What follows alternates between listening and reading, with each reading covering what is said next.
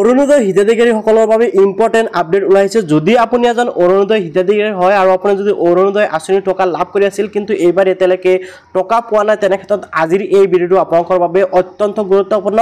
আপুনি ভিডিঅ'টো সম্পূৰ্ণকৈ চাওক, আপোনালোকৰ সকলো ধৰণৰ সমস্যা সমাধান হ'ব। যদি আপোনাৰ ৰেগুলাৰ টকা পাই আছে তথাপিও আপোনালোকৰ বাবে কিন্তু এই ভিডিঅ'টো অত্যন্ত গুৰুত্বপূৰ্ণ, কিয়নো আপোনালোকে টকা আগন্তুক দিনলৈকে যাতে পাই থাকে তাৰ বাবে আপোনালোকে এই তিনিটা কাম কৰি ৰাখক।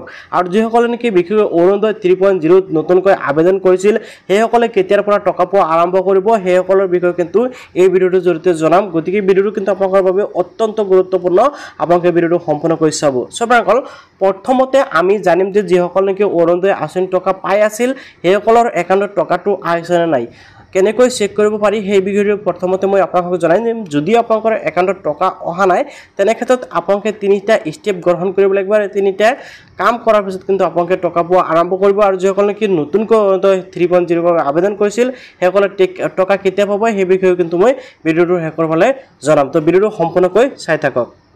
যদি আপোনালোকৰ বেংক একাউণ্টৰ ষ্টেটমেণ্ট চেক কৰিব বিচাৰে তেনে ক্ষেত্ৰত আপোনালোকে এই ৱেবছাইটৰ জৰিয়তে কিন্তু চেক কৰিব পাৰিব। ইয়াৰ লগতে কিন্তু আপোনালোকে এটা কাম কৰিব পাৰে, সেয়া হ'ল যে আপোনালোকৰ বেংক ষ্টেটমেণ্ট অৰ্থাৎ যিটো একাউণ্ট আপোনাৰ অৰুণোদয় আঁচনিৰ বাবে দিয়া হৈছিল সেই বেংক ষ্টেটমেণ্টটো চেক কৰিব পাৰে যে আপোনালোকৰ একাউণ্টত টকাটো আহিছে নে নাই।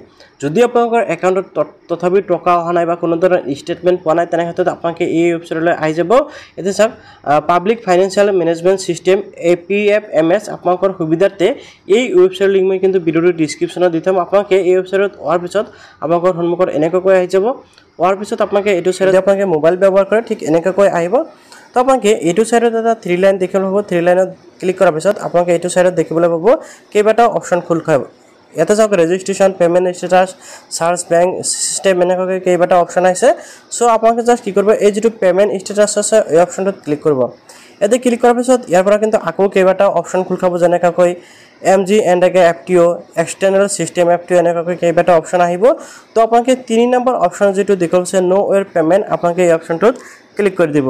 অ'কে, এই অপশ্যনটোত ক্লিক কৰাৰ পিছত ইয়াতে আপোনালোকে কি কৰিব লাগিব, ইয়াতে চাওক প্ৰথমতে আপোনালোকৰ বেংক একাউণ্টটো চিলেক্ট কৰিব লাগিব। অৰ্থাৎ আপোনালোকে অৰুণোদয় আঁচনিৰ লগত যিটো নেকি বেংক একাউণ্ট চিলেক্ট হৈছে বা যিটো বেংক একাউণ্ট চিলেক্ট হৈছে আপোনালোকে কিন্তু সেইটো কি কৰিব লাগিব, চিলেক্ট কৰিব লাগিব। এনেকুৱাকৈ যেতিয়া চাৰ্চ কৰিব আপোনালোকৰ আহি যাব। তো মই ইয়াতে চাৰ্চ কৰি আছোঁ। ইয়াতে চাওক, মই ষ্টেট বেংক অফ ইণ্ডিয়াটো চিলেক্ট কৰি দিলোঁ। আপোনালোকৰ যোনটো বেংক হয় আপোনালোকে এইটো চিলেক্ট কৰিব।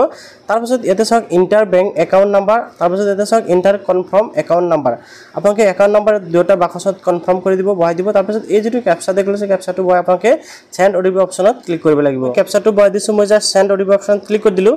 চেণ্ড OTP অপশ্যনত ক্লিক কৰাৰ লগে লগে আপোনাৰ ৰেজিষ্টাৰ মোবাইল নাম্বাৰত কিন্তু OTP আহিব। অৰ্থাৎ আপোনাৰ বেংক একাউণ্টৰ সৈতে লিংক হৈ থকা মোবাইল নাম্বাৰত OTP এনেকুৱাকৈ আহি যাব। ইয়াতে চাওক আপোনালোকে দেখি লৈছে OTP ইয়াতে কিন্তু চেণ্ড হৈ গৈছে। যদি আপোনালোকৰ বেংক একাউণ্টতে আধাৰ কাৰ্ড লিংক হোৱা নাই তেনে ক্ষেত্ৰত কিন্তু আপোনালোকৰ বেংক একাউণ্টতে যদি মোবাইল নাম্বাৰ লিংক নাথাকে তেনে ক্ষেত্ৰত কিন্তু OTPটো নাহে। চ' OTPটো বহাই দিয়াৰ পিছত আপোনালোকে ভেৰিফাই OTP অপশ্যনত ক্লিক কৰি দিব। ভেৰিফাই OTP অপশ্যনত ক্লিক কৰাৰ লগে লগে কিন্তু ইয়াতে ভেৰিফাই হৈ যাব। ইয়াতে চাওক তলফালে কিন্তু এনেকুৱাকৈ ডিটেইলছসমূহ আপোনালোকৰ শ্ব' কৰিব। ঠিক আছে, আপোনালোকৰ কোনটো আঁচনিৰ পৰা টকা সোমাইছে সেয়া কিন্তু ইয়াতে শ্ব' কৰিব। এটা কথা মন কৰিব, ইয়াতে কিন্তু মোৰ অৰুণোদয় আঁচনিৰ টকা সোমোৱা নাই, কাৰণ মই কিন্তু অৰুণোদয় আঁচনিৰ বাবে এপ্লাই কৰা নাই বা মই অৰুণোদয় আঁচনিৰ বাবে যোগ্য নহয়। তো আপোনালোকে ইয়াৰ পৰা কিন্তু আপোনালোকৰ পে'মেণ্ট ষ্টেটাছটো চেক কৰিব পাৰিব যে আপোনালোকৰ বেংক একাউণ্টত অৰুণোদয় আঁচনিৰ টকা সোমাইছে নাই। ইয়াৰ লগতে যদি আপোনালোকে বিচাৰে তেনে ক্ষেত্ৰত আপোনালোকে কিন্তু আপোনালোকৰ বেংক একাউণ্টৰ ষ্টেটমেণ্টো চেক কৰিব পাৰিব যে আপোনালোকৰ বেংক একাউণ্টত টকাটো আহিছে নে নাই। চ' আপোনালোকে ইয়াৰ পৰা প্ৰথমতে কনফাৰ্ম কৰিব লাগিব যে আপোনালোকৰ বেংক একাউণ্টত টকাটো আহিল নাই। যদি আপোনালোকৰ একাউণ্টত টকা হোৱা নাই তাৰপিছত আপোনালোকে আৰু কিছুমান কাম কৰিব লাগিব। কি কাম কৰিব লাগিব সেয়া মই এতিয়া দেখুৱাই আছোঁ। একাউণ্টত টকাও হোৱা নাই তেনে ক্ষেত্ৰত আপোনালোকে এই তিনিটা কাম কৰিব। প্ৰথমটো হ'ল আপোনালোকে কিন্তু আপোনালোকৰ ৰেচন কাৰ্ডৰ সৈতে আধাৰ কাৰ্ডখন লিংক কৰিব লাগিব। ইয়াতে দিয়ক চাওক, আপোনালোকে দেখুৱাইছে এখন ৰেচন কাৰ্ড এগৰাকী অৰুণোদয় হিতাধিকাৰী, অৰ্থাৎ ৰেচন কাৰ্ডটো থকাটো আপোনালোকৰ বাবে বাধ্যতামূলক। তাৰপিছত ইয়াতে কৈছে আধাৰ সংযুক্ত বৈধ ৰেচন কাৰ্ড থকাটো বাধ্যতামূলক, অৰ্থাৎ আপোনালোকৰ ৰেচন কাৰ্ডৰ সৈতে কিন্তু আকৌ আধাৰ কাৰ্ডটো লিংক থকাটো বাধ্যতামূলক।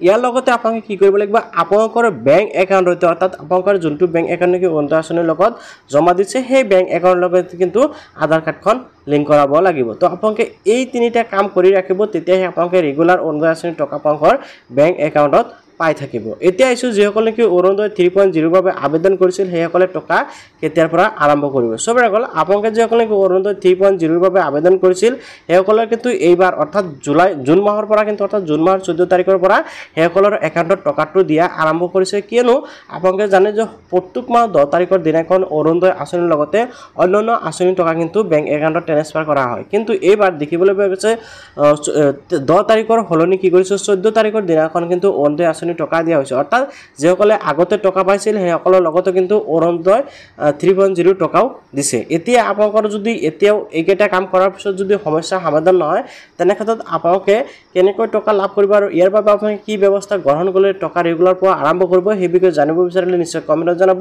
মই আন এটা ভিডিঅ'ৰ জৰিয়তে আপোনালোকক সবিশেষ তথ্য জনাম যে আপোনালোকে কেনেকৈ অৰুণোদয় আঁচনিৰ টকা আকৌ পোৱা আৰম্ভ কৰিব ভিডিঅ'টো ভাল লাগিলে লাইক কৰিব আৰু চেনেলটো সাবস্ক্ৰাইব কৰিবলৈ পাহৰিব